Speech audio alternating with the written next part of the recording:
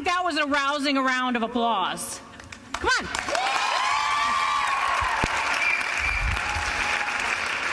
I am very happy to be with you tonight. There's nothing more that I love than a room full of fraternity men and sorority women. Nothing more powerful. And I want to challenge you to invite the extraordinary into your life, because here's the deal. You wouldn't be in this room if you weren't already on that path. You wouldn't be in this room if you weren't stepping out of your box already. You wouldn't be in this room if you didn't accept leadership in your future. So I want to talk to you about inviting the extraordinary. Leaders pay attention to their gut instinct, their intuition, hunches, their perceptive, all kinds of names for it. What I challenge you to do is, as you move forward in your leadership, because really you're in your youth, early stages of leadership, is pay attention to your instincts. Pay attention to what your gut tells you. And pay attention to the sweet spot. So when you're doing something in a leadership role and it really, really feels good, like you know that you're supposed to be doing it, pay attention to that moment, because that's where you're supposed to live. And that's where you're supposed to spend your time.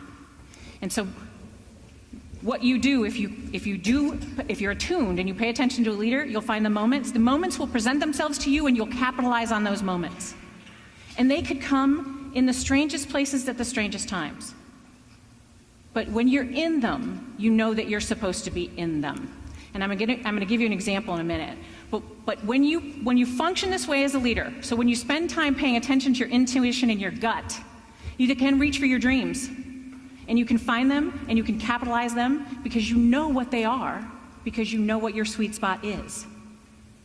And when paths cross, in leadership roles, in volunteer opportunities you take on, in a classroom, at work, when you know what those moments are, those will start to come together for you as you evolve in your leadership. And that's when you can start reaching for the things that really matter, because ultimately you want to live, you want to get up every day and go to work and be able to say, I love what I do.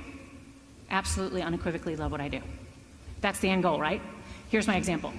So there's 3 things that I have been involved in my career that have my passion. This is my passion. 1, education. I've been in and around higher education my entire career. 2, empowering women. That's very important to me. 3, sorority. So I have my own business. I have a consulting business, and the majority of my clients are fraternities and sororities on the national level. So I work with a lot of national fraternal organizations, and I love that. It's not all my clients, it's a good portion of them, and I love that work. So I am a 30-year member of a sorority. I know, I look pretty good, right? So I've been a member of Alpha Psi Delta for 30 years, and ever since, I've traveled as a consultant out of college. I worked for my national sorority for 15 years. I then went into software development to help people understand the nonprofit community. Then I started my own business. But I've always stayed connected to the Greek world because it's that important to me. Because I am a staunch advocate of the experience and a true believer in what it does for young people. And I think you do too. So anyway, those are my 3 passions that I've lived in and around my career. And then in 2009, I read a book. Anybody ever read a book in their life where they finished it and they're like, oh my God, it is the best book ever. It has changed my whole life. And you tell everybody, your friends, all your friends about it, and you want everybody to read it. Anyone? Raise your hand if that's happened to you. And I'm not talking like the Gone Girl kind of book, okay? So this book I read, it's about the oppression and brutality inflicted upon women around the world. When I finished this book, I thought, here I am, a college-educated woman, privileged. I graduated from college. My father paid for my entire college career. I left with no debt. Privileged. I work in and around the higher education community, people who have degrees. Privilege. I read this book, learned about what was happening around the world to women, and I was devastated, and I got mad, literally. And I called a bunch of my friends, and I said, I'll never ask you to do anything else again in my life if you'll just do this one thing and read this book. And a lot of them did. And we came together. Actually, you're going to hear from Tina McIntosh later. We came together in her conference room, in her business here in Indianapolis, to talk about that book. And these are the kinds of things we learned. We learned that 70% out of school youth in the world are girls. We learned that not even 7% of the world has a college degree. Think about that for 1 minute. Not even 7% of the world has a college degree. Every single person in this room either does or will. We are the most educated people in the world.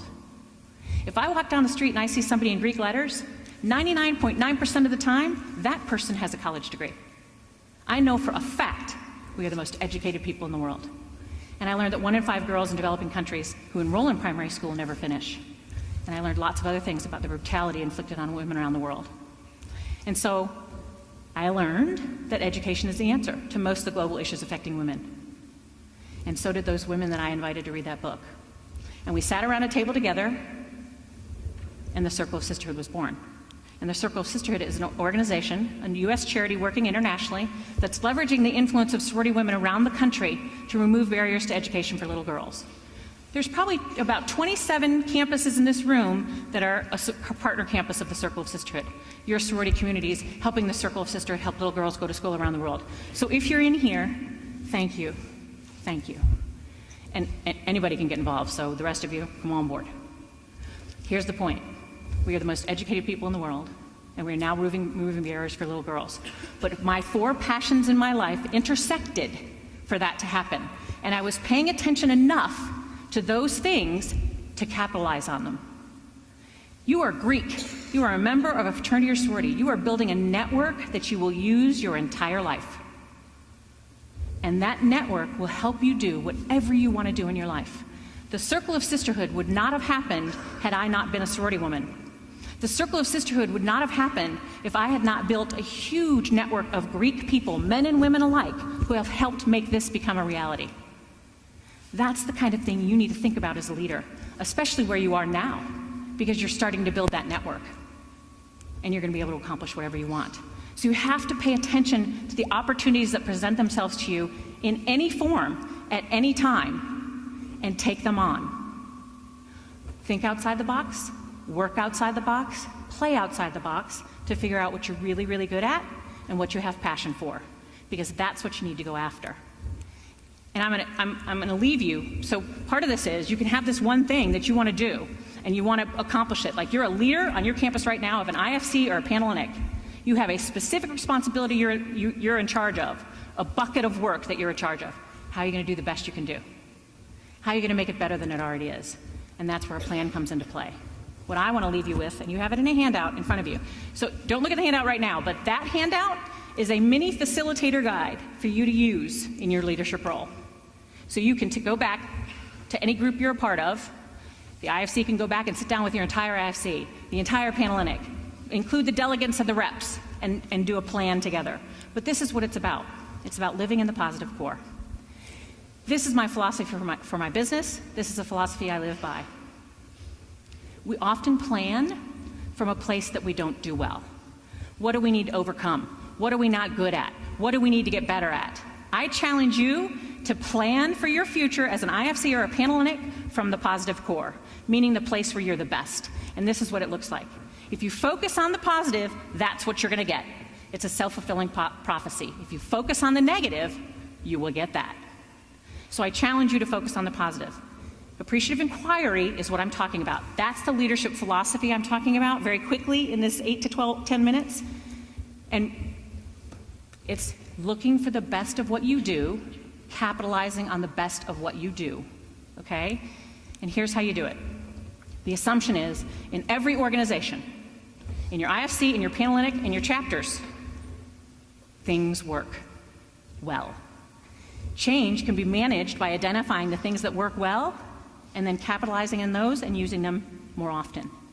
And that's based on the high moments of where you live as an individual and a group. And here's what it looks like. So I'm gonna challenge you to walk through this with me so you understand it. If I want you to think right now in your mind, when is the proudest moment to date in your life as a fraternity man or sorority woman? Think about it right now. The proudest moment you've experienced to date as a fraternity man or sorority woman. Bring that into your head. I would almost guarantee that none of those moments have anything to do with alcohol or hazing or elitism. I would doubt that any of those things that you're thinking about right now have anything to do about what the stereotype is, and everything to do about your leadership, about support, about brotherhood and sisterhood. That's what it's usually about when I'm talking to Greeks. So what you do, what I've just done is put you all in the positive core. Because everyone in this room is now thinking about their proudest moment as a fraternity man or a sorority woman. That is a cool place for any group of people to be. Because what you do then is share it. You start talking to each other about it. You should have everybody who you're planning with talk about it. Next piece of it is, what do you value? So why do you value being a leader for Panhellenic? Why do you value being a leader for IFC? What made you decide to do this? What made you decide to take on this huge campus responsibility? Think about your answer. Combine those two things, your proudest moment as a fraternity man or sorority woman, and what it was that you value enough about IFC or Panhellenic to make you take it on. That is your positive core. That's living in the best space you can as a leader. And when you get everybody else around you to live in that space too, we're in a good place. We're in the sweet spot. And so we are thinking about all the potential and possibility. And from there, you then talk about, what do we hope for? What are our wishes? What are our goals for the future? Because if we can provide more proud moments, and we can provide more people thinking that they value IFC and Panhellenic this way, then we'll come up with all kinds of things to make it even better. Does that make sense? Living in the positive core and walking people. This is how I do it when I work with students. I'll have everybody in the room, like let's say you had, I'm going to use a Panhellenic as an example. All the Panhellenic officers in the room, all the delegates in the room. Because you want to have your reps in the room and your delegates, because then you have buy-in to your plan as an IFC or a Panhellenic council. Everybody's in the room, everybody's talking about these things. You're actually asking them to interview each other. Talk about your best your proudest moment, talk about what you value about this Greek community. Have them write it on Post-it notes and post it all over the room so everybody feels that energy. And then you say, if you could have it any way you want it, what would you want to happen? What could we do as a community to be better? Have them post that all over the room. And then it's your responsibility as the leadership to take those ideas and make them the goals you have as a community. It's that simple. That little handout right there walks you through the entire process. So it's your facilitator guide if that's something you want to do. So the positive core exists in individuals and organizations. And the positive core, if we live there, we're going to pursue excellence and we're going to ignite change. And you can use it in any way. If somebody comes to you with a problem, ask the question, well, tell me about a time when it worked. For example, a sorority chapter, usually a complaint, we have no sisterhood. Well, tell me about a time when your sisterhood worked. Tell me about a time when your sisterhood was its best, ever.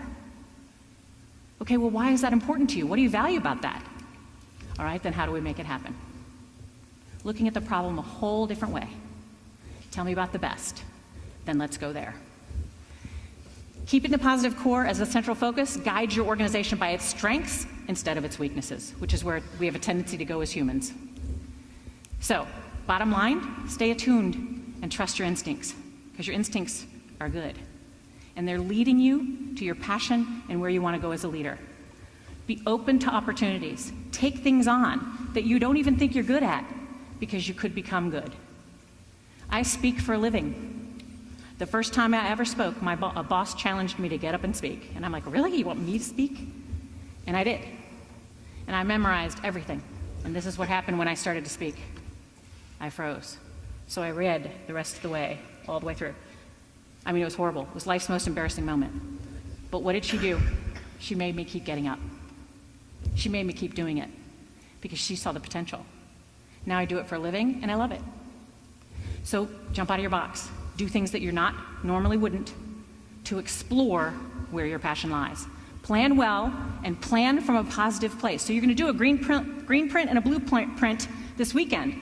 Plan those from a positive place. What do you do best as an IFC? What do you do best as a Greek community? What do you do best as a Panhellenic? And play in that space to get better. Because if you work this way, you're going to ultimately find the place where loving what you do lives every day. And I can attest to the fact that I get to do that every day. And I have for almost my entire career, which is a pretty cool thing to be able to say. And when you ultimately find your passion and what you want to do with the rest of your life, it's such a great place to be. Choose to invite the extraordinary to your life. Thank you.